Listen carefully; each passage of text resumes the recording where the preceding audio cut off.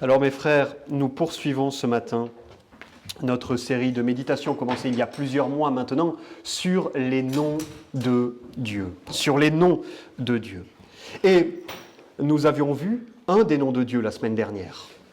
Un de ces noms qui nous faisait entrer, pénétrer dans le mystère des mystères, dans le Saint des Saints pour ce qui concerne les mystères glorieux de la parole, le mystère de la Trinité. Et dans les quelques semaines qui viennent, nous allons nous arrêter sur ce mystère pour le méditer avec l'aide et la grâce de Dieu plus profondément. Le nom sur lequel nous méditons, le nom de Dieu sur lequel nous méditons ce matin, nous avons lu, par exemple, c'est un nom on ne peut plus courant dans le Nouveau Testament. Dans la première de Jean, le premier chapitre, nous avons lu tout à l'heure, au verset 2, on trouve qu'il est écrit « Car la vie a été manifestée, et nous l'avons vue, et nous en rendons témoignage, et nous vous annonçons la vie éternelle qui était auprès du Père. » Auprès du Père.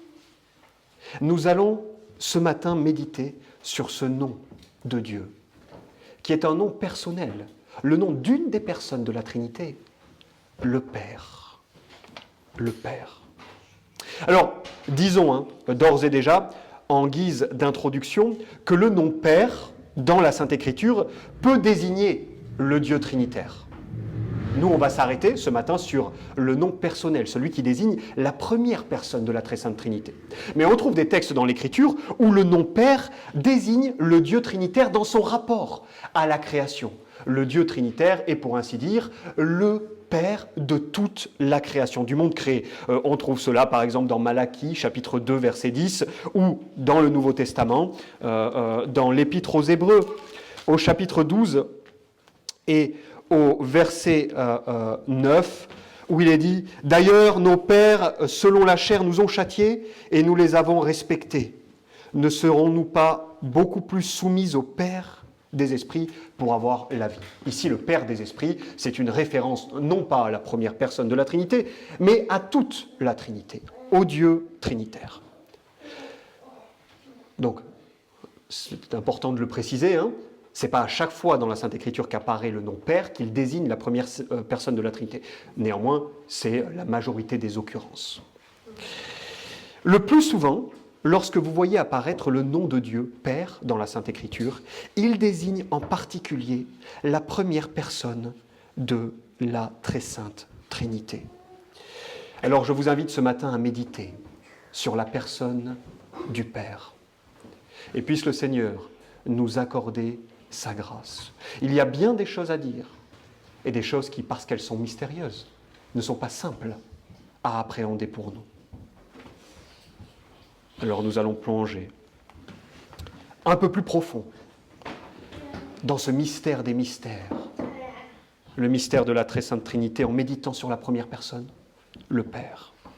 Alors comme toujours, dans cette série de méditations, une première partie qui consistera en des considérations doctrinales et ensuite une seconde partie qui consistera en des applications pratiques. Alors, avant d'aller plus loin dans ce qui est des considérations doctrinales, chers frères, laissez-moi vous rappeler ce qu'est le mystère de la Trinité. On en a parlé la semaine dernière, mais je trouve utile de vous le remémorer très brièvement. Il y a en Dieu une seule essence divine et trois personnes distinctes. Voilà, très brièvement, ce qu'est le mystère de la Trinité. Il y a en Dieu une seule essence divine et trois personnes distinctes. Distinctes, ça veut dire que ces personnes ne sont pas confondues. Le Père n'est pas le Fils n'est pas le Père, et l'Esprit n'est pas le Père, ni le Fils. Et souvenez-vous de ça, c'est le deuxième élément qu'il faut retenir. Qu'est-ce qu'une personne ? Une personne en Dieu, c'est un mode de subsistance de l'essence divine. Un mode de subsistance de l'essence divine. Alors mes frères, le Père. Le Père est la première personne de la Très Sainte Trinité. C'est la raison pour laquelle, la plupart du temps, il est mentionné en premier dans les occurrences trinitaires, dans la Sainte Écriture. Par exemple, dans la première de Jean, un peu plus loin, au chapitre 5 et au verset 7, on trouve qu'il est dit, vous connaissez ce verset, hein, « Car il y en a trois qui rendent témoignage dans le ciel, le Père, la parole c'est un autre nom pour le Fils, et le Saint-Esprit. » Et ces trois-là sont un. De même, lorsqu'on se souvient, vous vous souvenez de la formule baptismale révélée par notre Seigneur Jésus-Christ dans le dernier chapitre de l'Évangile selon saint Matthieu.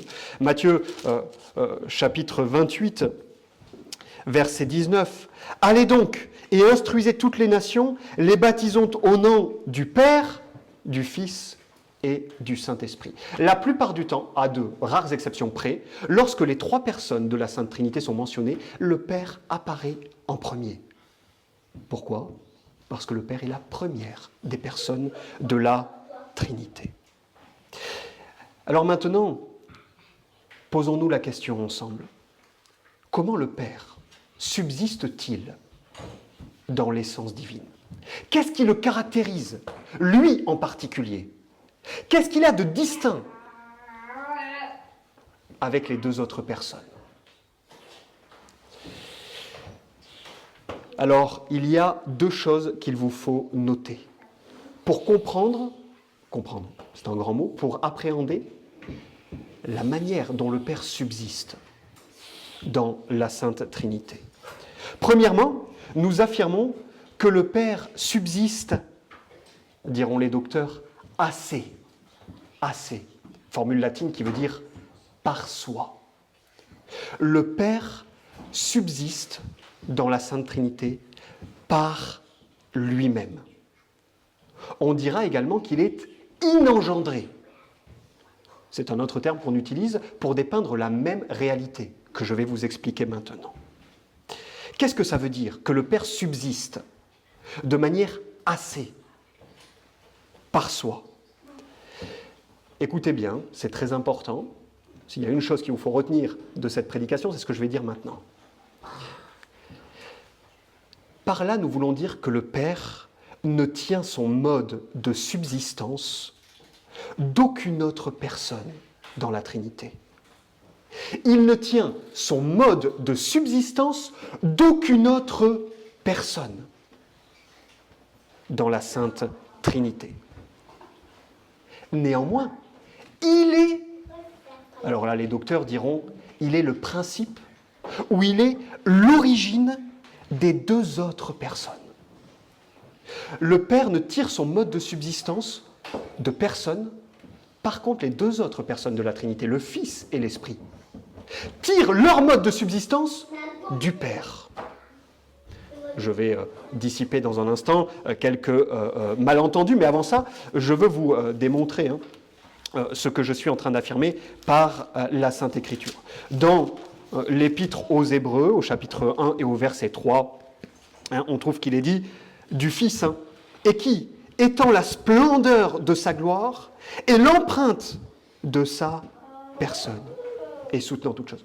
Le Fils est la splendeur de la gloire du Père et l'empreinte de sa personne. Notez que vous ne trouverez jamais le contraire dans la Sainte Écriture. Jamais vous ne trouverez qu'il est dit que le Père est l'empreinte de la personne du Fils. Un autre texte très intéressant à cet égard-là, c'est Colossiens, chapitre 1, et le verset 15. C'est lui qui est l'image du Dieu invisible. Donc là encore le Fils. Il est l'image du Dieu invisible. Jamais vous ne trouverez dans la Sainte Écriture que le Père est l'image du Fils. Pourquoi ? Parce que le Père dans la Trinité ne tire son mode de subsistance de personne. Par contre, le Fils et l'Esprit tiennent leur mode de subsistance du Père. Du Père. Le Fils est l'image du Père, pas l'inverse.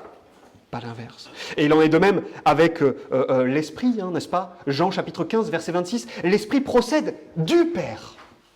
Vous ne trouverez jamais dit dans la Sainte Écriture que le Père procède de l'Esprit. Voyez ? Alors, une fois qu'on a dit ça, bien sûr, peut se créer une forme de trouble chez l'âme pieuse du croyant. Attends, comment ça? Tu es en train de nous dire que en Dieu, le Fils et l'Esprit tirent ou tiennent leur mode de subsistance du Père. Mais est-ce que ce n'est pas un peu dérangeant? Est-ce que finalement, ça ne veut pas dire que le Fils et l'Esprit sont Dieu, mais à un titre plus secondaire? Ils sont Dieu, oui, mais pas tout à fait comme le Père. Est-ce que ça implique inégalité entre les personnes de la Sainte Trinité? Nous affirmons, et ça retenez-le, parce que c'est très important également, que ce que nous venons de dire n'implique aucune infériorité du Fils et de l'Esprit par rapport au Père. Cela n'implique pas non plus, lorsqu'on dit que le Fils et l'Esprit tiennent leur mode de subsistance du Père, qu'ils aient eu un commencement. Jamais, au grand jamais. Nous parlons ici du Père comme l'origine du Fils et de l'Esprit, mais pas une origine d'existence. Il n'est pas l'origine de l'existence du Fils et de l'Esprit. Il est l'origine de leur mode de subsistance, de la manière dont ils subsistent. Vous voyez, c'est une nuance très importante. Il n'est pas l'origine de l'existence du Fils et de l'Esprit. Il est l'origine de leur mode de subsistance dans la Sainte Trinité. Le Père n'est de personne, le Fils et l'Esprit sont du Père. Cela n'implique ni infériorité, ni inégalité au sein de la Trinité. Il s'agit simplement de l'ordre d'origine des modes de subsistance. Alors évidemment, j'ai bien conscience que ce que je suis en train de vous dire là n'est pas tout simple à appréhender. Mais vous vous souvenez de ce qu'on a dit la semaine dernière, Il s'agit du mystère des mystères. La raison n'est d'un secours très modeste à l'heure d'appréhender ces vérités. C'est la foi qui les appréhende. Voyez ? Alors, le Père, premièrement, subsiste assez par lui-même, étant l'origine du mode de subsistance des deux autres personnes. Et deuxièmement, d'une manière particulière, il y a un autre élément caractéristique du mode de subsistance du Père, qui est lié au premier évidemment, c'est que le Père subsiste en engendrant de toute éternité le Fils. Il subsiste assez et il subsiste en engendrant le Fils de toute éternité. D'où son nom, il est le Père parce qu'il engendre le Fils. Vous vous souvenez dans le psaume 2,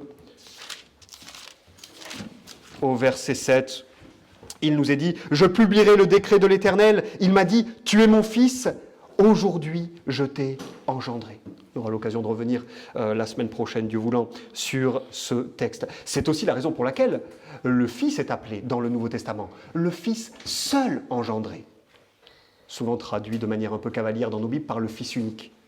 Mais en réalité, c'est le Fils seul engendré. Le Fils seul engendré. Le Fils est engendré du Père. Alors, nous verrons l'engendrement du Fils plus en détail la semaine prochaine, donc je le mentionne sans trop m'y arrêter. Alors là, peut-être pour ceux qui sont les plus familiers en tout cas avec ce glorieux mystère de la Trinité, peut-être que dans vos têtes peut surgir une question. Pourquoi ne mentionnes-tu pas la procession de l'Esprit ? Parce que c'est vrai que le Père engendre le Fils, mais le Saint-Esprit, il procède du Père et du Fils. Le Père spire l'Esprit.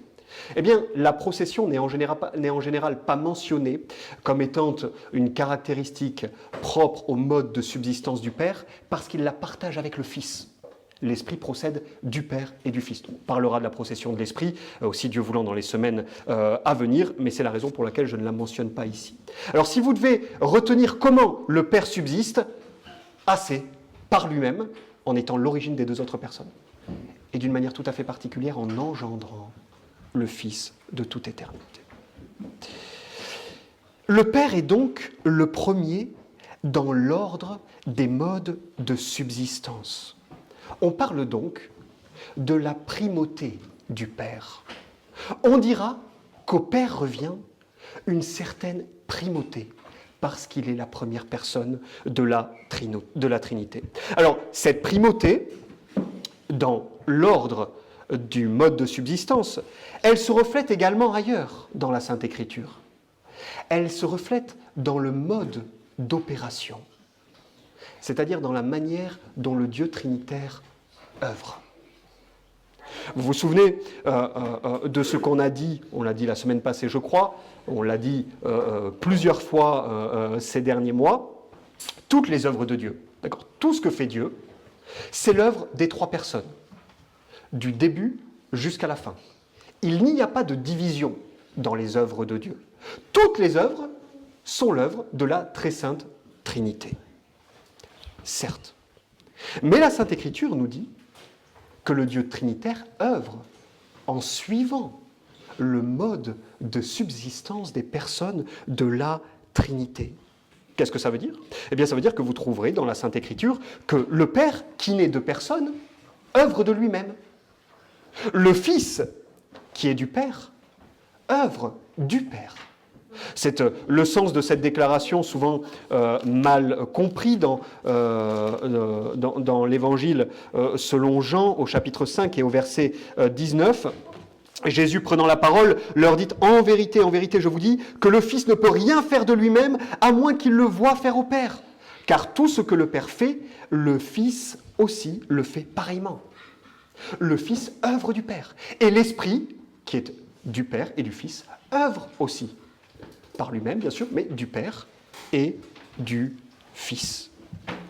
Alors, il y a une primauté du Père dans le mode de subsistance des personnes, et il y a une primauté du Père dans l'ordre des œuvres de Dieu. Vous voyez ? Alors, je le rappelle encore, je l'ai déjà dit, je le rappelle parce que c'est important, il faut le rabâcher. Notez que cette primauté concerne le mode de subsistance et d'opération seulement. Ce n'est pas une primauté de nature, ce n'est pas une primauté de gloire, ce n'est pas une primauté de divinité. Les personnes sont égales en majesté, en gloire, en divinité. Elles ont la même essence, elles sont égales. Pas une primauté de divinité, d'accord. C'est une primauté dans l'ordre des modes de subsistance et dans l'ordre des œuvres de Dieu. Il n'y a aucune inégalité entre les personnes de la très sainte Trinité. Alors voilà comment se conclut notre première partie, une partie plus doctrinale. Nous avons vu que le Père est la première personne de la très sainte Trinité, le premier mode de subsistance dans l'essence divine, duquel les deux autres tirent leur origine et leur mode de subsistance. Passons aux applications pratiques maintenant. Dieu le Père. Première application pratique. Dieu le Père est aussi notre Père par Jésus-Christ. Dieu le Père par Jésus-Christ n'est pas seulement le Père du Fils. Il est aussi le Père de tous les croyants parce que nous avons été adoptés en Jésus-Christ. Éphésiens chapitre 1, verset 5. Nous ayant prédestinés à être ses enfants adoptifs par le moyen de Jésus-Christ, d'après le bon plaisir de sa volonté. Vous voyez, j'ai dit tout à l'heure qu'en un sens, le Dieu trinitaire était le Père de toute la création. Mais les croyants sont les fils de Dieu. Non pas seulement via la création, mais via la rédemption. Ils sont adoptés dans la maison de Dieu et ils jouissent des libertés et des privilèges de tous les enfants de Dieu. Et combien ces privilèges sont grands. Si vous êtes un croyant, vous avez été adopté par Dieu le Père. Vous êtes son enfant. Et cela vous donne de grands privilèges, mes frères, de grands privilèges. Par exemple, le privilège d'être l'objet de la compassion de Dieu. Quel grand privilège, hein ? De savoir que Dieu a compassion de nous. Dieu n'est pas un tyran qui se trouve dans le ciel et qui attend la première de nos chutes et la première de nos fautes pour déchaîner sa colère sur nous. Non, Dieu, en Jésus-Christ, a compassion de nos âmes. Le psaume 103 nous rappelle cela. Psaume 103, verset 13.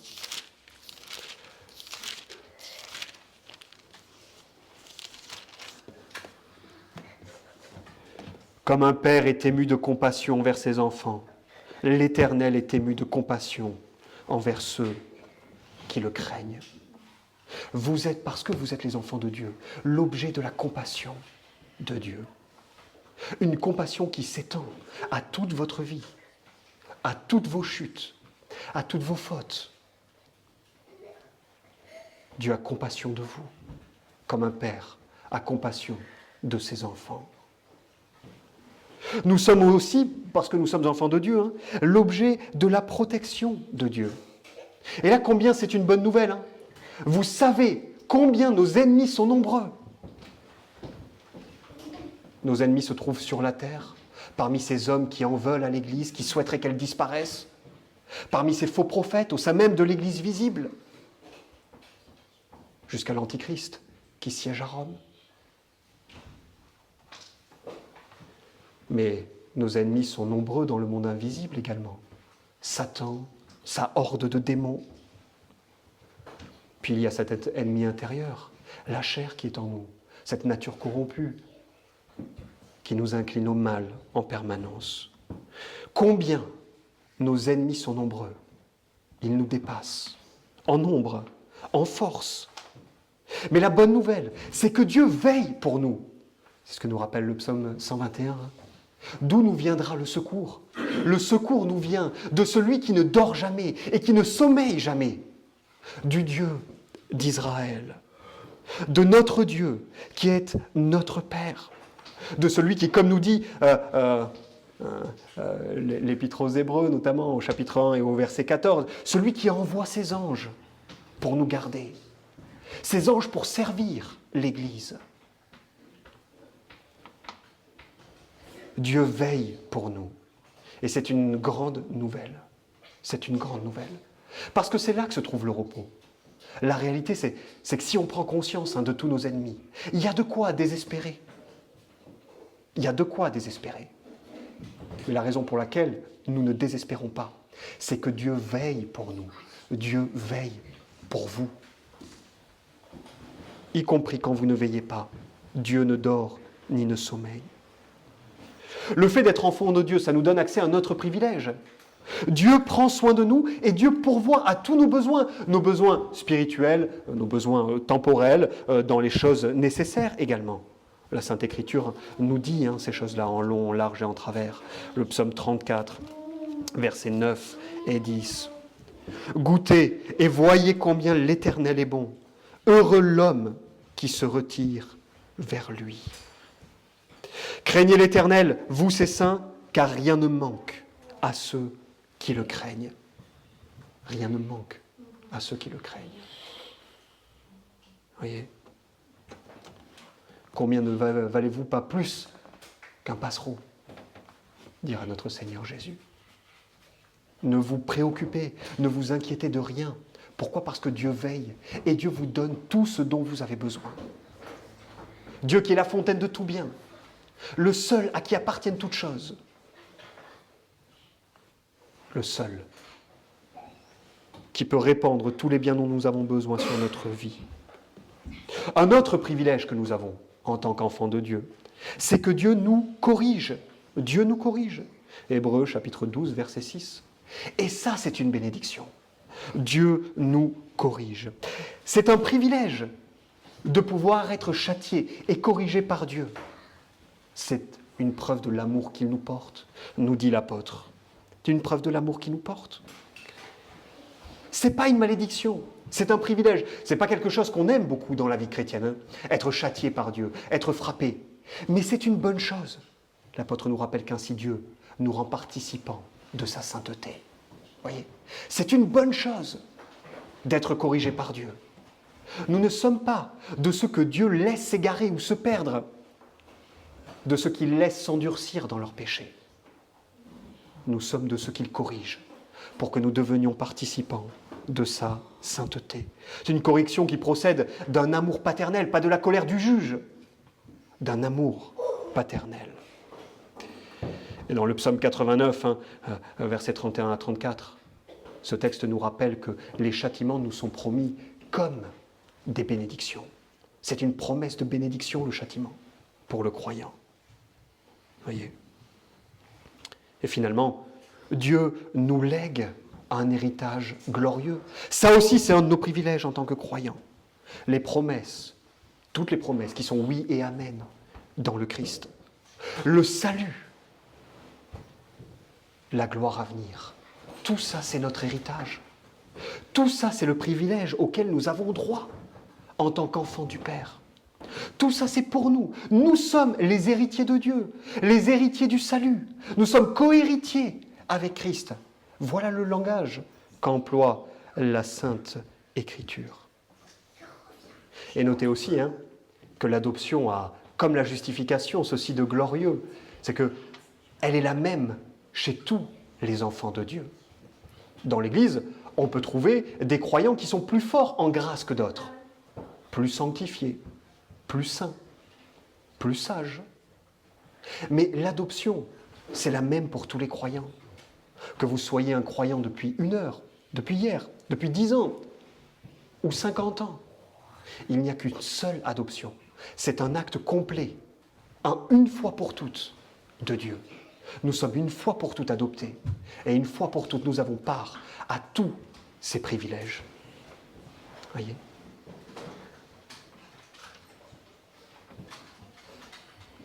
Alors souvenez-vous toujours de ça.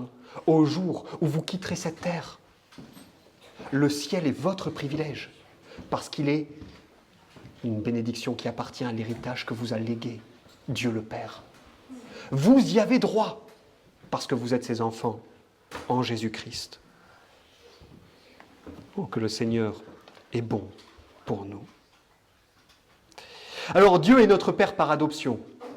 Deuxième application maintenant, Dieu est aussi notre Père par nouvelle naissance. Par la nouvelle naissance.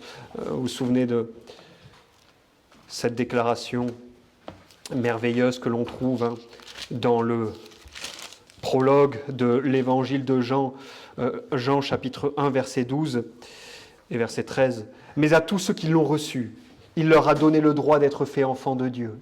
Savoir ceux qui croient en son nom, qui ne sont point nés du sang, ni de la volonté de la chair, ni de la volonté de l'homme, mais de Dieu. » Nous sommes nés de Dieu au moment de notre nouvelle naissance, au moment de notre régénération. Et c'est la raison pour laquelle la Sainte Écriture nous exhorte à être parfaits. C'est les paroles de notre Seigneur Jésus-Christ, n'est-ce pas? À être parfaits comme notre Père est parfait. C'est la raison pour laquelle la Sainte Écriture nous exhorte, Éphésiens chapitre 5, à être les imitateurs de Dieu, à pardonner comme il pardonne, à être saint comme il est saint, à être lumière comme il est lumière. Nous devons abonder dans ces grâces, abonder dans la sainteté de la vie, parce que nous sommes nés de nouveau, parce que Dieu nous a fait naître de nouveau, en nous donnant une vie céleste, divine et nouvelle. Abonder et marcher dans la grâce, dans les grâces et les vertus chrétiennes. Et c'est ce que l'apôtre Pierre, dans sa 2e épître, au chapitre 1 et au verset 4, appelle être fait participant de la nature divine. 2 Pierre, chapitre 1, verset 4. Par lesquels nous ont été données les très grandes et précieuses promesses, afin que par leurs moyens, vous soyez participants de la nature divine, en fuyant la corruption qui règne dans le monde par la convoitise. Alors bien sûr, être participant de la nature divine ici ne signifie pas, comme certains l'ont compris, devenir participant de l'essence divine. Ça, c'est impossible à une créature. Quiconque possède l'essence divine est Dieu. Les croyants ne sont pas participants de la nature divine en ce sens. Comment est-ce qu'ils participent à la nature divine? Par leur abondance dans la sainteté de la vie, par leur abondance dans les grâces et dans les vertus chrétiennes. Et c'est tout ce que nous dit l'apôtre après. Comment est-ce qu'on devient participant de la nature divine? En fuyant la corruption qui règne dans le monde par la convoitise. Ainsi, apportant tout votre zèle, ajoutez à votre foi la vertu, et à la vertu la science, et à la science la tempérance, et à la tempérance la patience, et à la patience la piété, à la piété l'amour fraternel, et à l'amour fraternel la charité. Les grâces, les vertus chrétiennes, c'est ça qui nous fait être participants de la nature divine. Lorsque les gens nous regardent de l'extérieur, ils voient en nous, à notre échelle bien sûr, ces grâces, ces perfections qui se trouvent en Dieu. Voyez ? Qui doivent se trouver dans les enfants de Dieu. Si nous sommes par voie de naissance les enfants de Dieu, nous devons marcher comme tels. Marcher dans la sainteté, être les imitateurs de Dieu. Il vous faut la connaissance, la vraie connaissance, celle des choses saintes, dans la raison. Il vous faut la justice et la vraie sainteté dans le cœur. C'est en ça que consiste l'image de Dieu, nous dit l'apôtre. La connaissance, la justice et la vraie sainteté. Et il vous faut l'obéissance dans vos actes. Alors, vous reflèterez l'image de votre Père qui est dans les cieux. Alors, puisque vous êtes nés de Dieu, comportez-vous comme tel. Faites honneur à son nom. Que les gens puissent voir la différence entre ceux qui servent Dieu et qui sont ses enfants, et ceux qui ne le servent pas et qui ne sont pas ses enfants. Voyez ? Troisième application, mes frères.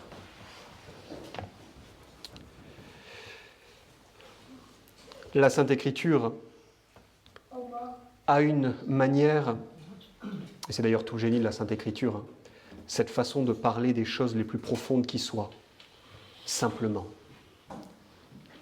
Parler des choses les plus importantes, les plus fondamentales de la vie, mais simplement. Eh bien, regardez comment la Sainte Écriture parle de notre vie, du salut. L'Écriture vous présente la chose ainsi. Vous avez 2 familles et 2 maisons. Vous devez choisir à laquelle vous allez appartenir. Vous n'avez que 2 familles et 2 maisons. Et vous devez choisir à laquelle vous allez appartenir. C'est la question que Dieu pose à tous ceux qui entendent l'Évangile. Est-ce que vous voulez appartenir à la famille du diable ? Vous avez pour père le diable, dira le Christ, à ses adversaires. Et parce qu'il est votre père, vous faites ses œuvres. Voulez-vous appartenir à la famille du diable ? Est-ce que vous voulez avoir communion avec lui et avec son armada de démons ?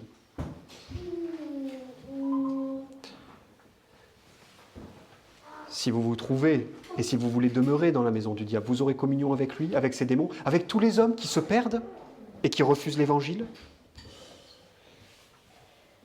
Et vous terminerez en enfer, l'enfer préparé pour le diable et pour ses anges, dans un malheur éternel. Celui qui a communion avec le diable ici-bas, il a communion avec le diable dans l'éternité également. Et c'est une communion de malheur éternel. Une communion de malheur éternel. Alors l'offre de l'Évangile, elle est ainsi. Vous tous qui entendez l'Évangile, si vous n'avez pas encore déserté la maison du diable, faites-le. Faites-le avant qu'il soit trop tard. Vous pouvez joindre une nouvelle famille, celle de Dieu, une nouvelle maison. Là, vous aurez communion avec Dieu. Vous aurez communion avec les anges saints, avec les croyants qui d'ores et déjà, alors sont sur la terre, mais dans les cieux. Vous aurez les cieux pour demeure éternelle. Vous aurez un bonheur éternel et parfait en la présence de Dieu, en voyant Dieu avec les yeux de votre cœur. Cette maison vous ouvre grand ses portes. Et quiconque le veut peut y entrer. Quiconque le veut peut y entrer.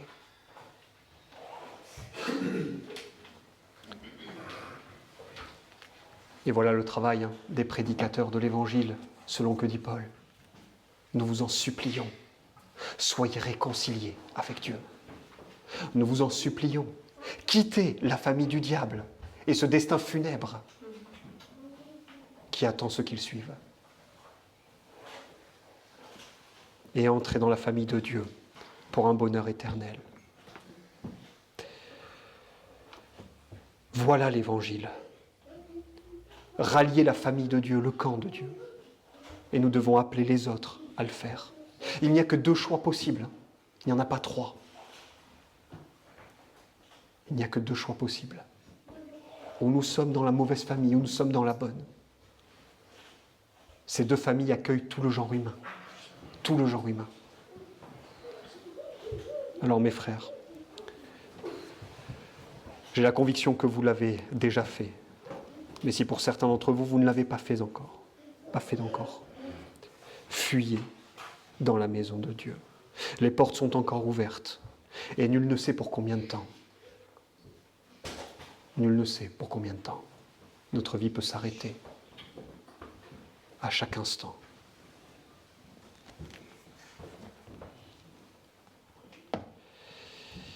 Quatrième application.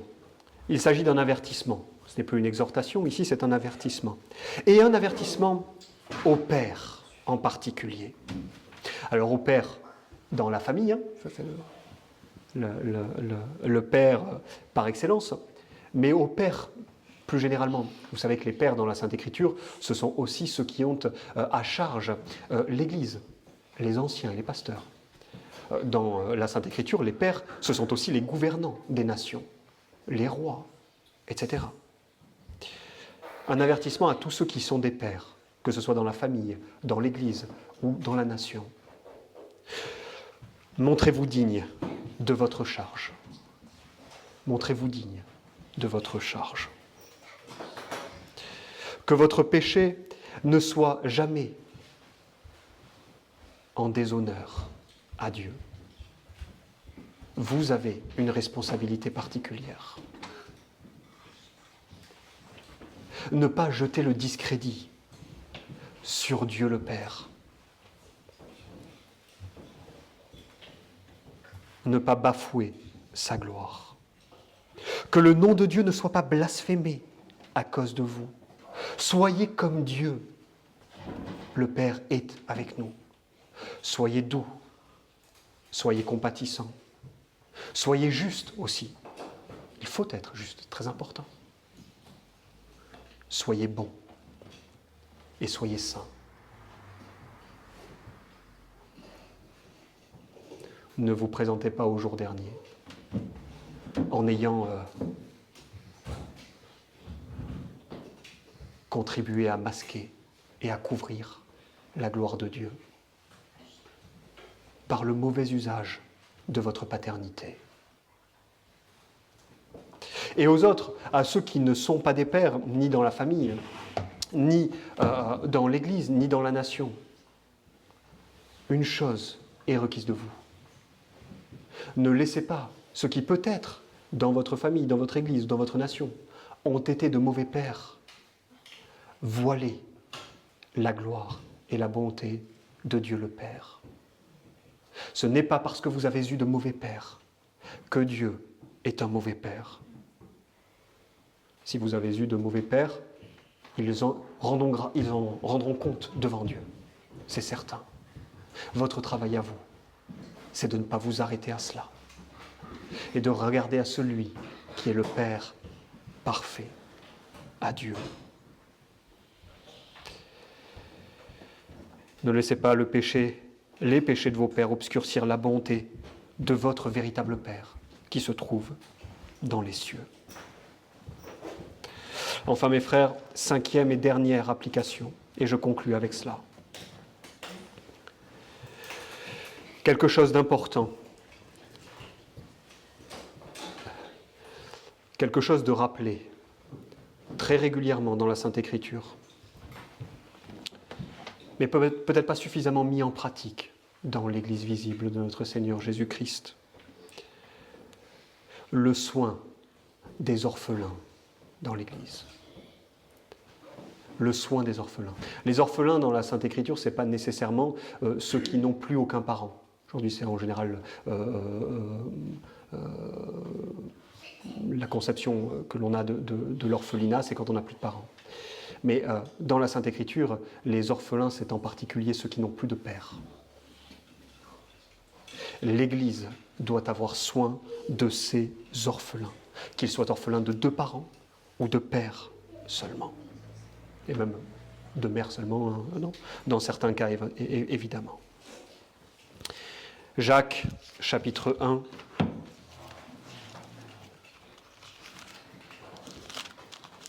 Verset 27. La religion pure et sans tache devant Dieu notre Père, c'est de visiter les orphelins et les veuves dans leur tribulation et de se conserver purs de la souillure du monde.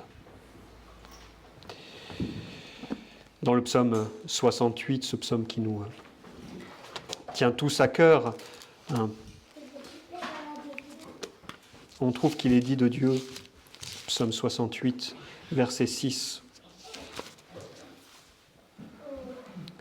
Il est le Père des orphelins et le défenseur des veuves.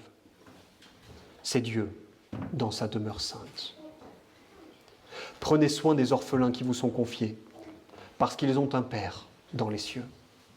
Et un Père qui vous demandera des comptes, là encore, si vous n'avez pas pris soin de ces orphelins. C'est une responsabilité individuelle, bien sûr, mais collective, surtout, dans l'Église. Nous devons protéger et garder les orphelins. Nous devons jamais, au grand jamais, les mépriser. Jamais les mépriser. Ils ont un Père dans les cieux qui n'hésitera pas à visiter notre méchanceté envers eux, s'il est besoin. Alors évidemment, les orphelins, dans les églises, il n'y en a pas partout, pas tout le temps, encore moins dans les petites congrégations comme la nôtre, mais il peut y en avoir, et il y en a. Et la parole de Dieu nous demande de prendre un soin particulier des orphelins et des veuves. Bien sûr, nous devons prendre soin de tout le monde, mais en particulier des orphelins et des veuves. En particulier des orphelins et des veuves. Alors que le Seigneur nous accorde sa grâce et que les vérités que nous avons vues ce matin puissent reposer dans notre cœur. Nous nous levons pour prier.